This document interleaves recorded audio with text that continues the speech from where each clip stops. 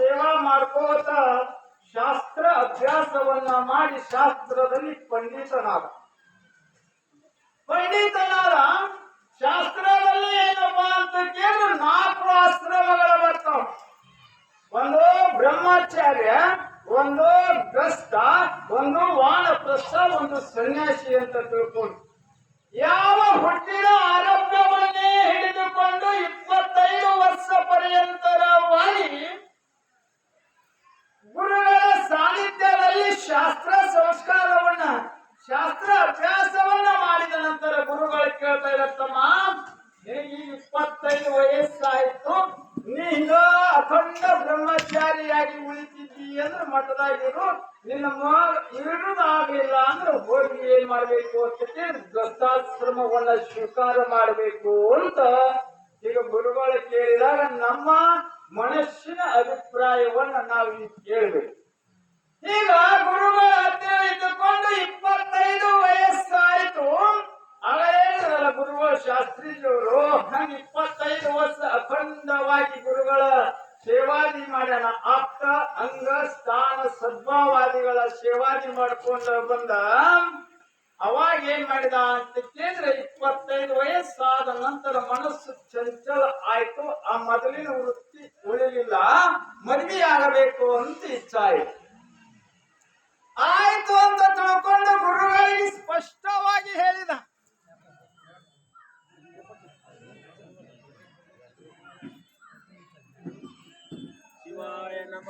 ಪರ್ಯಂತರವಾಗಿ ಗುರುಗಳ ಸಾನ್ನಿಧ್ಯದಲ್ಲಿದ್ದುಕೊಂಡು ಸೇವಾದಿಗಳನ್ನ ಮಾಡಿ ಇರ್ತಕ್ಕಂತ ಮನುಷ್ಯ ಏನ್ ಮಾಡಿದ ಅಂತ ಕೇಳಿದ್ರ, ಯಾವ ಕಾಸ ಅಕ್ಕನ ಮಗಳನ್ನ ನೋಡಿ ಕನ್ಯಾ ನೋಡಿ ಮದುವೆಯಾದ. ಯಾವಾಗ ಮದುವೆಯಾಗಿ ಹೆಂಡತಿ ಮನೆಗೆ ನಡಿಲಿಕ್ಕೆ ಬಂದ್ರು, ಅವಾಗ ದಿವಸ ಮಠದಲ್ಲಿ ಇರಲ್ಪಟ್ಟಂತ ಮನುಷ್ಯ ಏನ್ ಮಾಡಕತ್ತಿದ ಅಂತ ಕೇಳಿದ್ರ, ಒಂದು ದಿವಸ ಬಿಟ್ಟು ಒಂದು ದಿವಸ ಮಠಕ್ಕೆ ಬರಕತ್ತಿದ. ಅವಾಗ ಗುರುಗಳು ಕೇಳ್ತಾ ಇದಾರ, ಅಲ್ಲೋ ಇಲ್ಲೇ ಇದ್ದುಕೊಂಡು ಅಜರಾಮರವಾಗಿ ಸೇವಾದಿಗಳನ್ನ ಮಾಡ್ತಕ್ಕಂತ ಮನುಷ್ಯ ಒಂದ್ ದಿವಸ ಬಿಟ್ಟು ಒಂದ್ ದಿವಸ ಬರಕತ್ತಲ್ಲೋ ಅಂತ ಗುರುಗಳು ಕೇಳಿದ್ರು. ಏಪ ಏನ್ ಮಾಡಿದ್ರಿ, 1ಕ್ಕೆ 2 ಜೋಡ್ ಮಾಡಿದ್ರು ಅಂತಾರಲ್ಲ, 1ಕ್ಕೆ 2 ಜೋಡ್ ಮಾಡ್ಯಾರ. ನಾನು ಏನ್ತಿ ನನ್ನ ಮ್ಯಾಗ ಬಹಳ ಜೀವದಳ, ಅದಕ್ಕೆ ಆಕಿನ ಬಿಟ್ಟು ಬರಕ್ ಆಗೋತ್ತು, ನೀವ್ ಏನ್ ಅಂತೀರ ಅಂತ ತಿಳ್ಕೊಂಡು ಅದಕ್ಕೆ ಒಂದ್ ದಿವಸ ಬಿಟ್ಟು ಒಂದ್ ದಿವಸ ಬಂದ್ಬಿಡ್ತೀನಿ ಬೇಯ್ತೀರಿ ಅಂತ ಅಂದಂತ ಶಿಷ್ಯ. ಹೀಗಂದ ಆಯ್ತಪ್ಪ ಅಂತ ತಿಳ್ಕೊಂಡ ಅಂದ. 1 ದಿವಸ ಬಿಟ್ಟು 1 ದಿವಸ ಬರ್ದು 15 ದಿವಸಕ್ಕೆ ಬರಾಕತ್ತೀರ. ಯಾಕ ಹೇಗ್ ಬಿಸಿ ಬಿಸಿ ರೊಟ್ಟಿ ಮಾಡ್ಕೊಟ್ಟ ಬಹಳ ಪ್ರೇಮ ಪ್ರೀತಿಯಿಂದ ನನ್ನ ಏನಂತಾರ ರಾಯ ಹಿಂಗೆಲ್ಲ ಅನ್ನಕತ್ತಿದ್ರು. 15 ದಿವಸವಾಗಿ ತಿಂಗಳಿಗೆ ಬರಕತ್ತಿದ. ತಿಂಗಳು ಹೊತ್ತು ಎಲ್ಲ ಹೋಯ್ತು. ವರ್ಷಕ್ಕೊಂದು ಜಾತ್ರೆಗೆ ಬರಕತ್ತಿದ್ದಂತ. ಪುರಾಣದಪ್ಪ ತೇರು ಹಾಕತ್ತಲ್ಲ ವರ್ಷಕ್ಕೊಮ್ಮೆ, ಹಂಗ ವರ್ಷಕ್ಕೊಮ್ಮೆ ಗುರುಗಳ ದರ್ಶನಗೋಸ್ಕರವಾಗಿ ಗುರುಗಳ ದರ್ಶನ ಬೇಸರಾಯ್ತು ಶಿಷ್ಯನಿಗೆ. ಗುರುಗಳು ಎಷ್ಟು ಕರುಣಾವಂತರಿರ್ತಾ ಇದಾರ ಅಂತ ಕೇಳಿದ್ರೆ, ಗುರುಗಳಲ್ಲಿ ಎಷ್ಟು ಕಳಕಳಿ ಇರ್ತದ ಅಂತ ಕೇಳಿದ್ರ, ಯಾವಾಗ ನನ್ನ ಶಿಷ್ಯರು ಉದ್ಧಾರ ಆಗ್ಯಾರ ಅನ್ನೋ ಕಳಕಳಿ ಇರ್ತದ. ಯಾವಾಗ ಈ ಜನ್ಮಮಲ್ಲ ರೂಪವಾಗಲ್ಪಟ್ಟಂತ ಭವದಿಂದ ಬಿಡುಗಡೆ ಆಗ್ಯಾವ ಅಂತ ತಿಳ್ಕೊಂಡು ಕಳಕಳಿಯಿಂದ ಎಂತ ತಪ್ಪು ಮಾಡಿದ್ರು ಕೂಡ ಸಹಿಸುವನ್ನು ಉದ್ಧಾರ ಮಾಡಬೇಕು ಅಂತಕ್ಕಂತ ಗುಣಗುರುಗಳಲ್ಲಿ ಇರ್ತದ. ವರ್ಷಕ್ಕೊಂದು ಬರಾಕತ್ತಿದ ಜಾತ್ರೆ, ವರ್ಷಕ್ಕೊಂದು ಬರಾಕತ್ತಾಗ ಅವಾಗ ಒಂದ್ ದಿವಸ ಯಾರು ಭಕ್ತರು ಬಂದಿದ್ದಿಲ್ಲ. ಗುರುಗಳು ಒಬ್ಬರೇ ಇಬ್ರು ಬಂದಿವ. ಬಂದ ಏನು ಎಷ್ಟು ಬರ್ತಿದ್ದಿ ಎಷ್ಟಿದ್ದೀತಿ, ಈ ಒಟ್ಟ ಬರವಲ್ಲಪ್ಪ, ಹೆಂಗ್ ಮಾಡ್ಬೇಕು ಅಂತ ಅಂದ್ರಂತ. ಅವಾಗಪ್ಪ ನಮ್ಗೆ ಏನ್ ನನ್ ಒಟ್ಟ ಬಿಟ್ಟಿರಂಗಿಲ್ಲ, ನನ್ ಮ್ಯಾಲ ಬಾಳ ಜೀವನ ಒಟ್ಟ 1 ತಾಸು ಅಗಲಿರಂಗಿಲ್ಲ, ಒಂದು ಗಳಿಗಿನೂ ಆಗಲಿ ಇರಂಗಿಲ್ಲ ಅಂತ ತಿಳ್ಕೊಂಡ ಈಗ ಹಂಗಂತ ಶಿಷ್ಯ ಅಮ್ಮ ಅವ್ರು ಎಷ್ಟು ಪ್ರೀತಿ ಪ್ರೇಮ ಅದಾರ ಅಂತ ಕೇಳಿದ್ರ ತಂದು ಬಂದ್ರು ಏನಂತಾರ ಅಂತ ಕೇಳಿದ್ರೆ, ನಮ್ಮ ರಾಯರನ್ನವರು ಕರೆದದ್ದು ಬಂದಾಗಿ ಹೋಯ್ತು ನಿಧಿ ಗಂಟು ಬಿತ್ತು. ನೀ ತಂದು ಹಾಕಿದಿ ಕೊಟ್ಟಿ ಅಂದ್ರ ಬೇಗದಾಗ ಅರ್ಬಿ ಬಂಗಾರ ಎಲ್ಲಾ ತಂದು ಕೊಟ್ಟಿ ಅಂದ್ರೆ ನಮ್ಮ ರಾಯರ ಅಂತಾರ. ಕೊಯ್ಲಿಲ್ಲ ಅಂದ್ರೆ ಇದೇ ನಿಧಿ ಗಂಟು ಬಿತ್ತು, ನಮ್ಮಪ್ಪ ನಮ್ಮ ಜೋಡು ಮಾಡಿರ್ತಾರ ಅಂತ ಹೇಳಕತ್ತಾರ.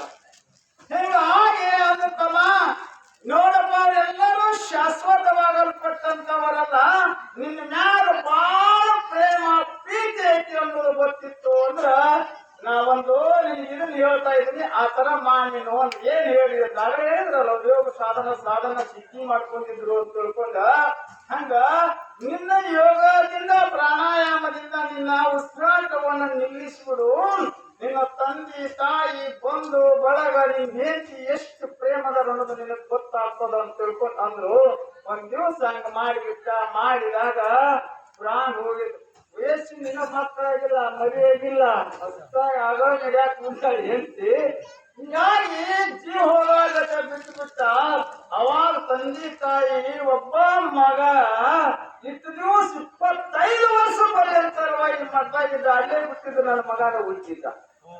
ತಂದೆ ತಾಯಿ ಅಂತ ನನ್ನ ಮಗ ಅಲ್ಲೇ ಇದ್ದ ಅಂದ್ರೆ ನನ್ನ ಮಗ ಉಳಿತಿದ್ದ.